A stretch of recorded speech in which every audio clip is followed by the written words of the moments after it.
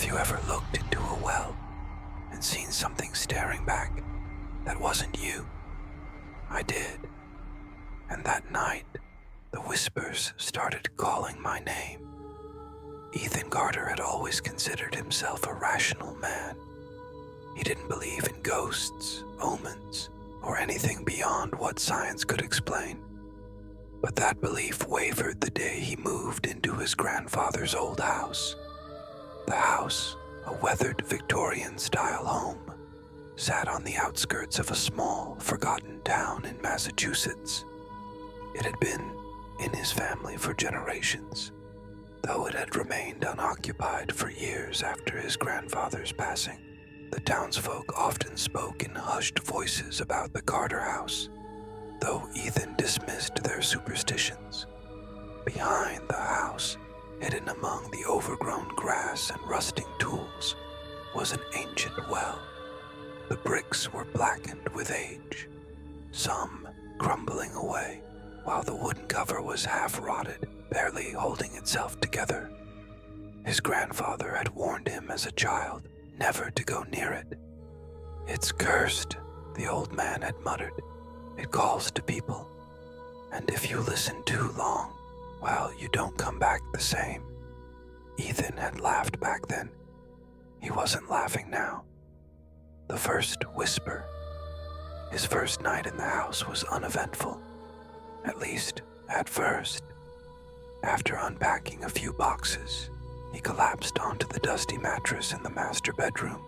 The house creaked and groaned, settling into the night, and soon he drifted into a light sleep.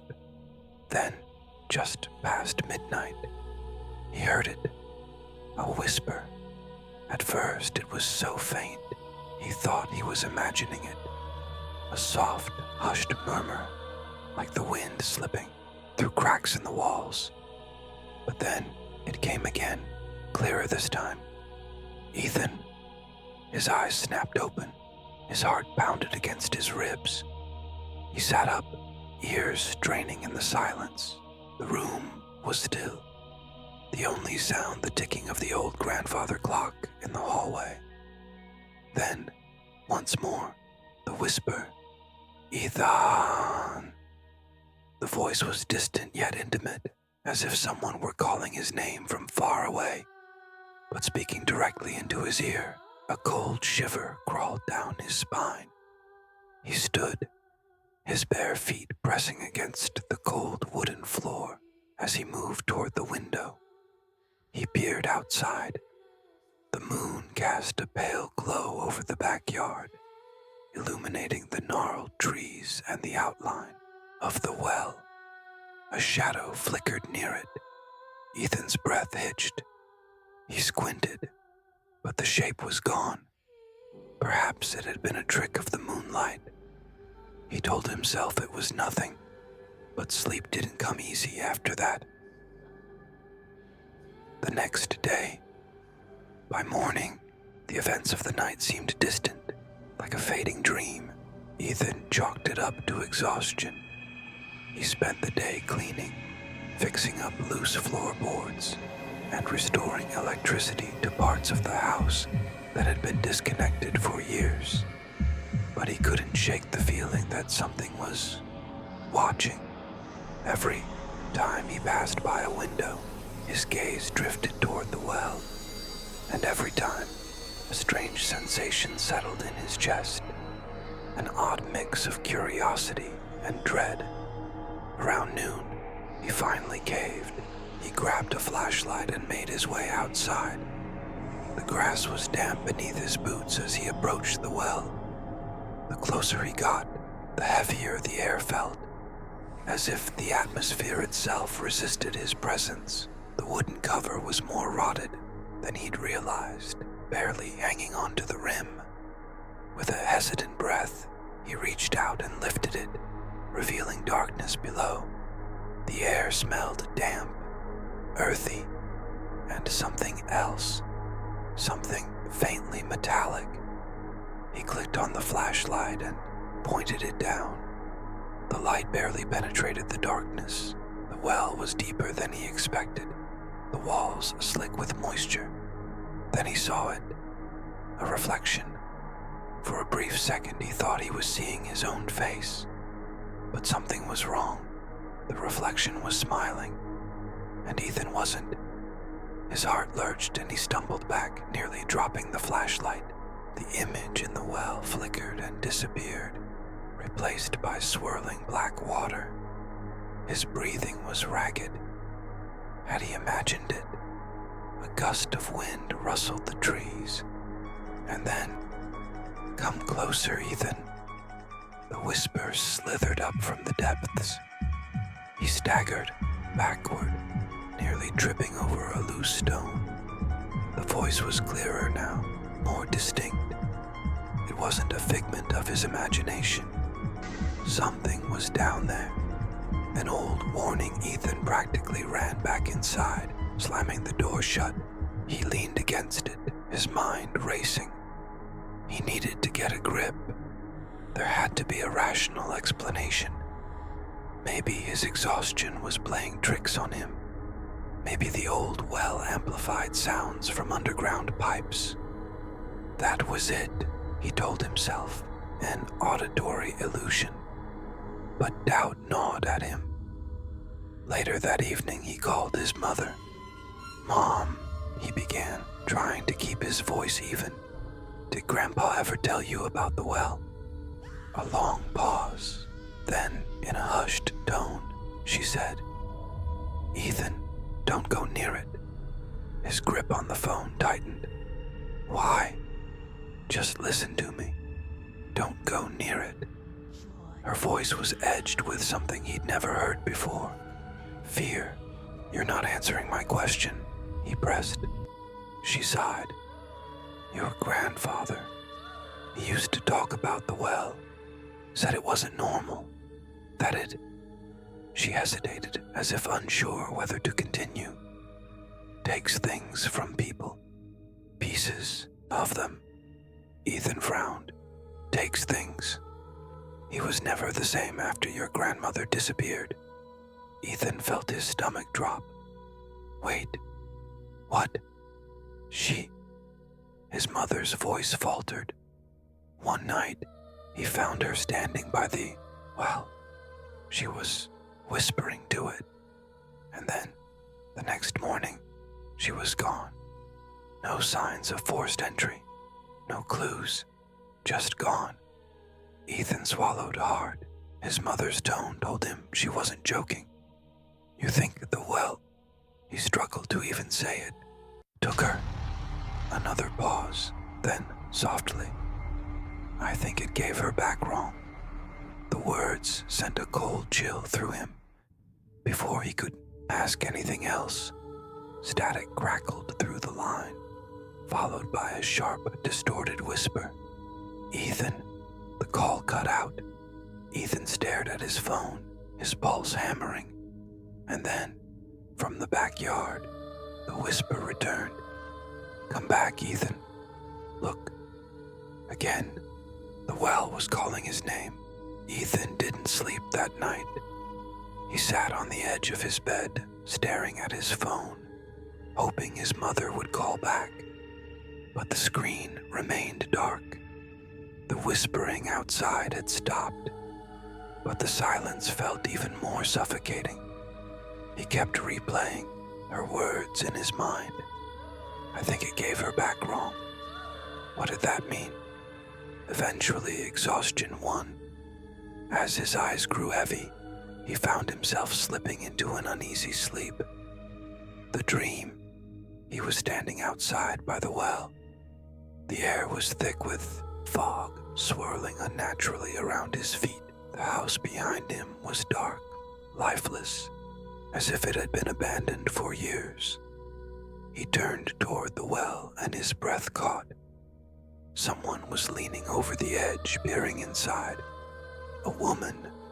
Her hair hung in tangled clumps around her face. Her skin was pale, almost gray.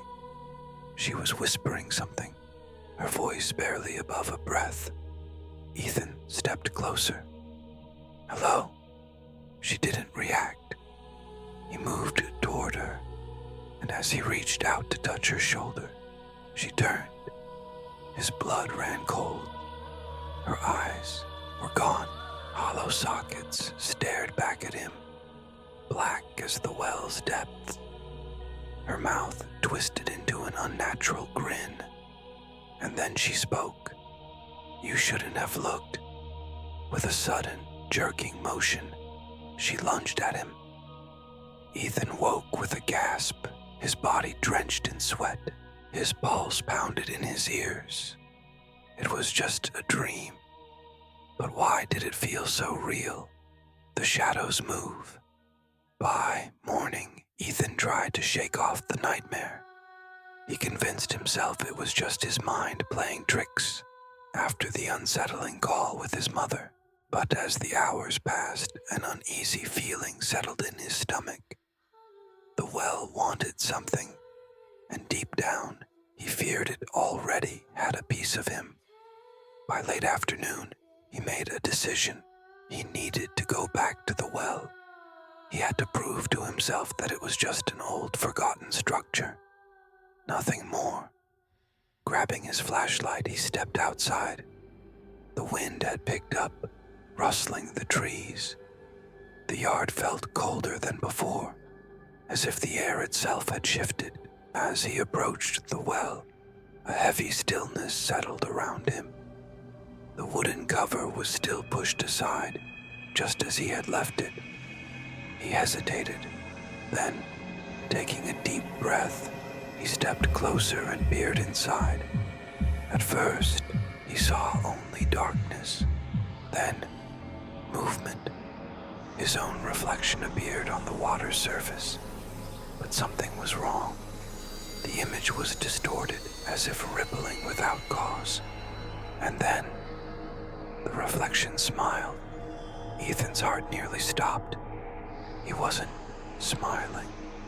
His reflection's lips curled higher, twisting into something unnatural. Its eyes darkened, hollowing out like the woman's from his dream.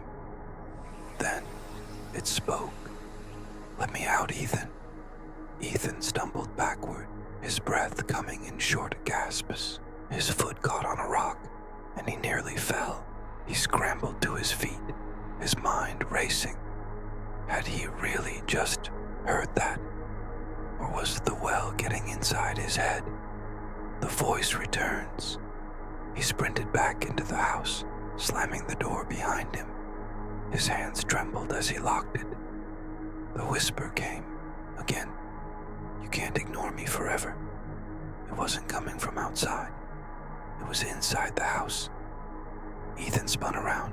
The voice echoed through the walls, slipping under doors, coiling around him like smoke. He grabbed his phone and tried calling his mother again. No signal. His hands tightened around the device.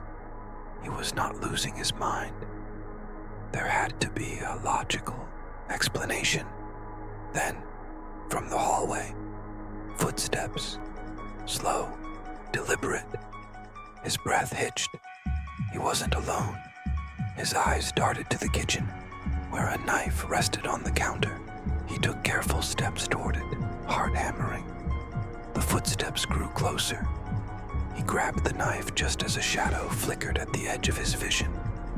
He turned sharply, raising the blade, but the hallway was empty. Then, from the darkness, "Ethan," the voice was right behind him. Ethan spun around, swinging the knife wildly. The blade sliced through empty air. Silence. His own ragged breathing filled the room. His grip on the knife tightened. He was losing control. The photograph desperate for answers. Ethan tore through the house, searching for any old documents or journals his grandfather might have left behind. After an hour, he found an old shoebox in the attic. Inside were faded photographs. One caught his attention. A picture of his grandparents standing by the well. His grandfather had his arm around his wife, both smiling at the camera. But something was off. He squinted.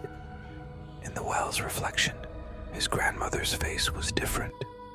Her smile was too wide, and her eyes, they were completely black. Ethan's stomach twisted.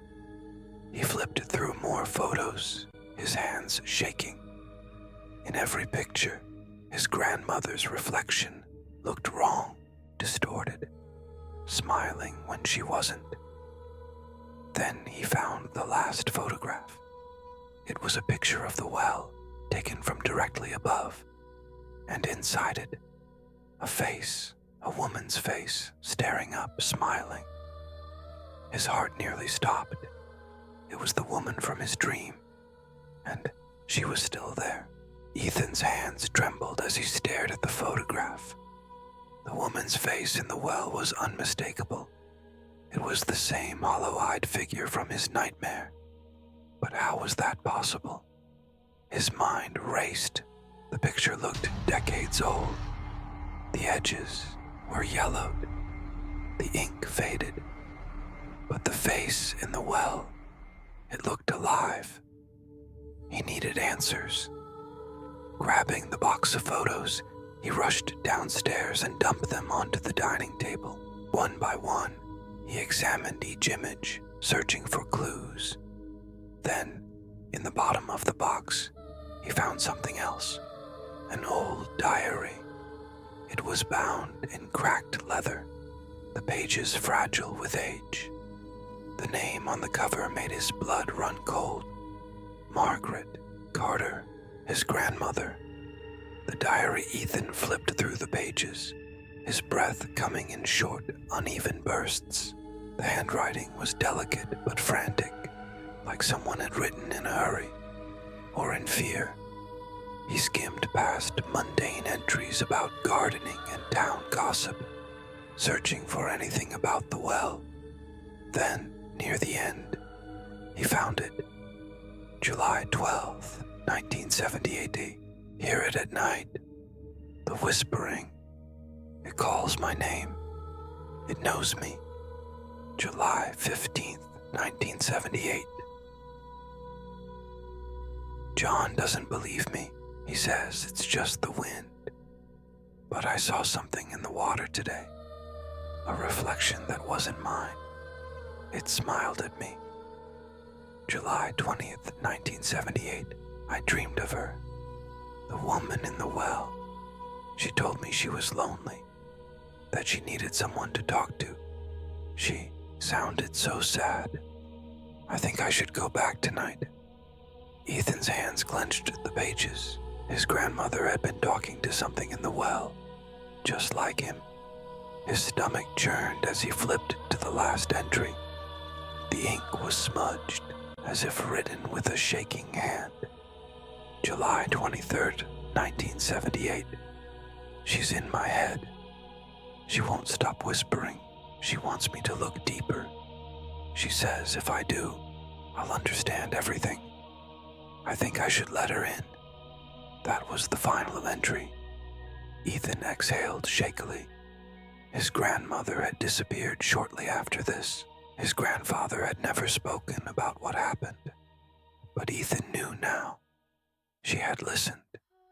She had looked, and whatever was in that well had taken her. The shadow at the window. A sudden sound made Ethan jolt. A soft tap against the window. He turned, slowly. The dining room window overlooked the backyard. And the well. His breath caught. A shadow stood just outside, barely visible in the dim light. A woman's silhouette. She wasn't moving, just watching. Ethan's pulse thundered in his ears. His grip on the diary tightened. Then, without warning, the lights flickered. The entire house groaned as the power wavered. Shadows stretched unnaturally along the walls. And then, tap, tap, tap. The sound came again, more insistent. Ethan forced himself to move. He approached the window slowly, each step feeling heavier than the last. The figure remained still, cloaked in darkness. Then, as he reached the glass, the figure lurched forward. Ethan stumbled back, his breath hitching. The woman's face pressed against the glass, her features distorted, her mouth stretched into an unnatural grin.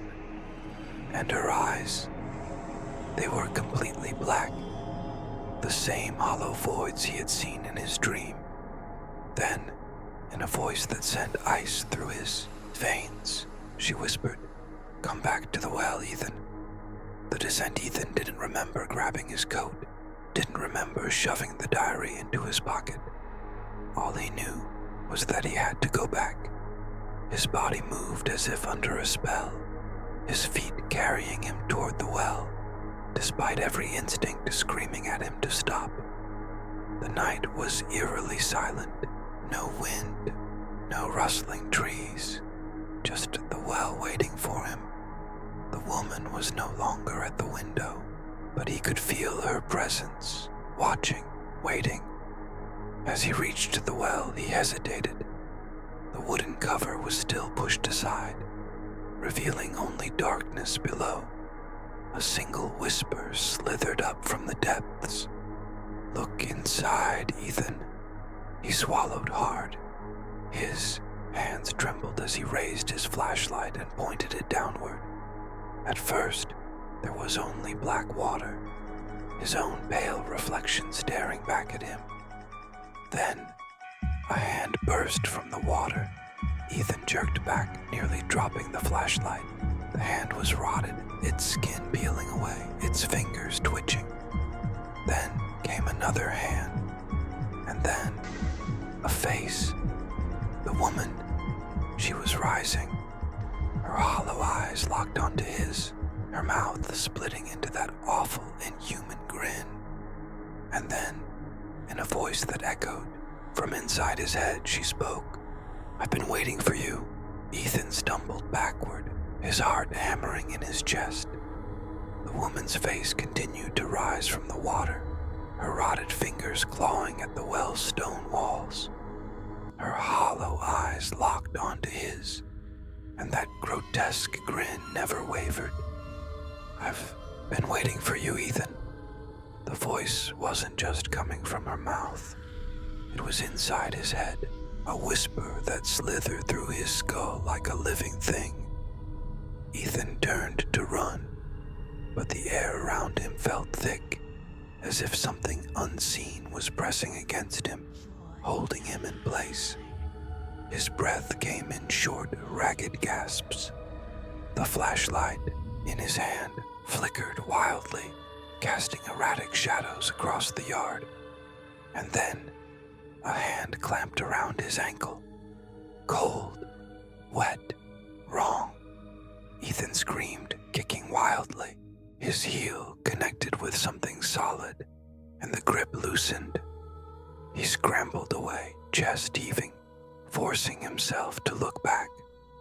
The woman was still rising. Her body was emerging from the water in slow, unnatural movements, as if she were being pulled up by something beneath. Her soaked dress clung to her skeletal frame. Strands of black, waterlogged hair dripped over her face. But what made Ethan's blood turn to ice was her reflection. The water beneath her should have shown an inverted image, but instead of her own twisted figure, the reflection in the water was him. Ethan's own face stared back at him from the depths, but it wasn't his real reflection.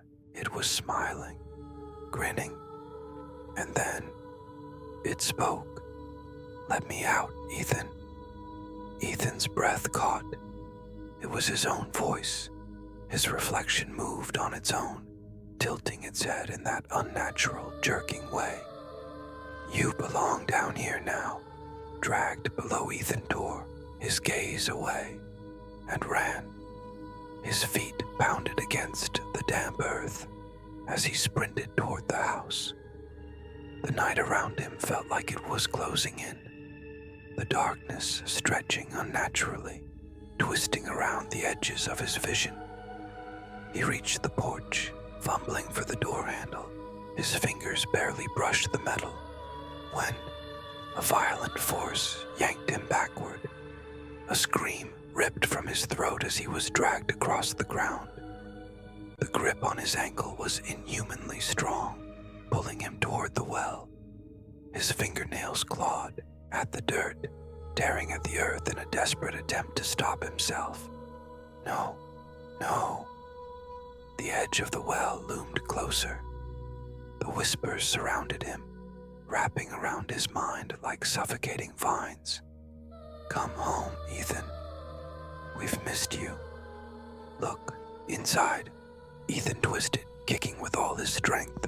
His heel connected with something soft, and for a brief moment, the grip loosened. He didn't hesitate. With every ounce of strength he had left, he lunged forward and grabbed the well's wooden cover. Then, using the momentum of his own weight, he slammed it shut.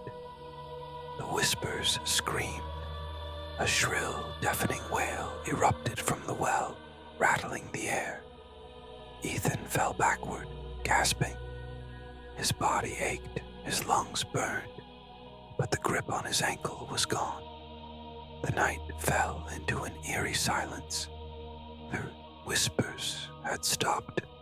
The well was closed. The mark Ethan lay there for what felt like hours, staring up at the sky. His chest rose and fell in uneven gasps. It was over. Slowly he sat up, his limbs trembling. His ankle throbbed where the thing had grabbed him. He rolled up his pant leg to inspect the damage, and froze. There, on his skin, were finger-shaped bruises, dark, almost black, as if burned into his flesh. His stomach twisted. It had touched him, and even though the well was shut, Ethan knew it wasn't over. Not yet. The last entry back inside, Ethan locked every door and window. He shut the blinds, turned on every light. The house felt wrong, like the air was heavier than before. The diary still sat on the table, open to the last page. His grandmother's final words stared back at him. I think I should let her in. Ethan swallowed hard. He flipped the page, just in case there was something more. There was one final sentence, written in shaky, almost unreadable letters. If you see her, it's already too late. The breath left his lungs. A creak sounded from behind him. Ethan turned slowly. The dining room mirror reflected the room perfectly. The table, the chairs, the overhead light. But not him. He wasn't in the reflection. His veins turned to ice. And then, a figure stepped into view. Not from the room, from inside the mirror. A woman, soaked, grinning. And as Ethan stared in paralyzed horror, she raised her hand and knocked. Once, twice, 3 times. The same sound that had come from the window, and in a voice that dripped with cold, ancient malice, she whispered, "Let me out, Ethan." Ethan's breath came in short, sharp gasps as he stared at the mirror. The woman was still there, inside it. Water dripped from her soaked dress, pooling at her feet.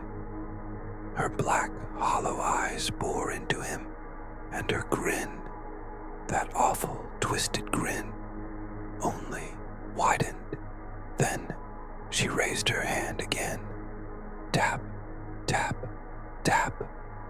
The sound echoed through the silent house. "Let me out, Ethan." His body refused to move. Every instinct screamed at him to run, but his legs felt rooted to the floor. Then, the lights flickered. The air thickened, pressing down on him like invisible hands. Shadows stretched unnaturally, along the walls, distorting into writhing, unnatural shapes. And the woman stepped forward, not in the room, inside the mirror. Her body moved, but the glass didn't shatter. It was as if the mirror was a door, one that had already been opened just enough for her to slip through. Ethan took a shaky step backward, his mind racing. He couldn't let her out. Whatever she was, whatever she wanted, she had been trapped for a reason. But how could he stop her? The whispering mirror. The woman in the mirror tilted her head, her wet hair clinging to her face. Then her lips moved, but the voice didn't come from her mouth. It came from behind Ethan. "You should have never looked, Ethan." He spun around. Nothing. Only the empty room. He turned her back to the mirror. The woman was closer, her hands pressed against the glass, her fingers leaving behind dark, wet streaks. Her grin widened, revealing teeth that were too sharp, too white. "You belong here now." Ethan's pulse pounded in his ears. The diary. His grandmother had written about this, about how the whispers had gotten inside her head, how the woman had wanted her to look deeper. Ethan's reflection still wasn't in the mirror, only her. Then he noticed something. The water. It was rising inside the mirror. Dark, murky liquid climbed up the walls of the reflection, swallowing the floor. Then the furniture.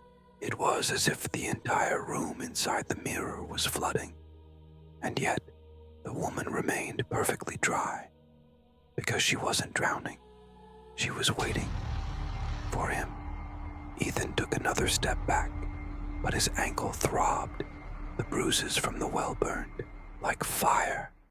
And then the whispering started again, not from the mirror, from the walls. "Come back, Ethan. We've been waiting. Look inside." A sudden, violent pressure clamped around his skull. He staggered, gripping his head as the voices pounded against his mind. It was like something was pulling him forward, toward the mirror, toward her. The reflection that wasn't as Ethan's vision blurred. The room tilted, his body swaying. His feet were moving on their own. One step, two. The woman's grin widened. The water inside the mirror was now at her waist. She reached out. Her fingers, still inside the mirror, were just inches from his face. And then, finally, he saw his reflection. It was standing next to her. Not here, inside the mirror. Ethan's stomach plummeted. His own face stared back at him. But it was wrong. Smiling, grinning.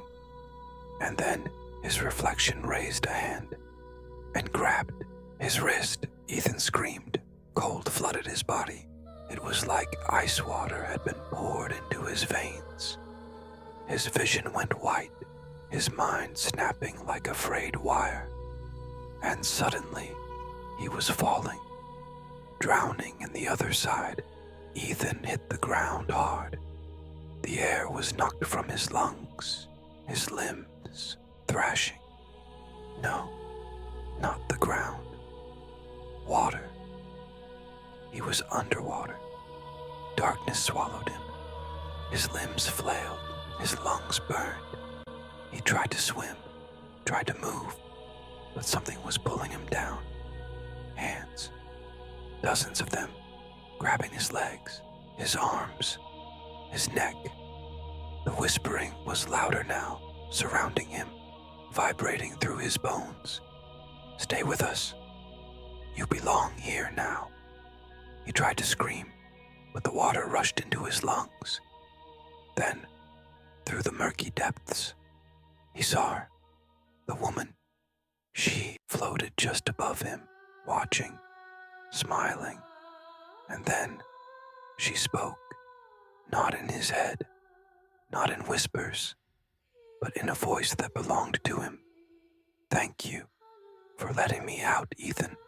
The house above, outside the mirror, the real world, remained silent. The lights in Ethan's house stabilized. The air cleared. The mirror, now perfectly still, reflected the empty room. No more whispers, no more shadows, no more Ethan. Then the front door creaked open. A single wet footprint appeared on the floor. From the hallway, a figure stepped out. Ethan, or rather, the thing that had been waiting to take his place. Its eyes were hollow, its grin stretched too wide, and as it looked around the house, its house now, it whispered, "I'm finally home."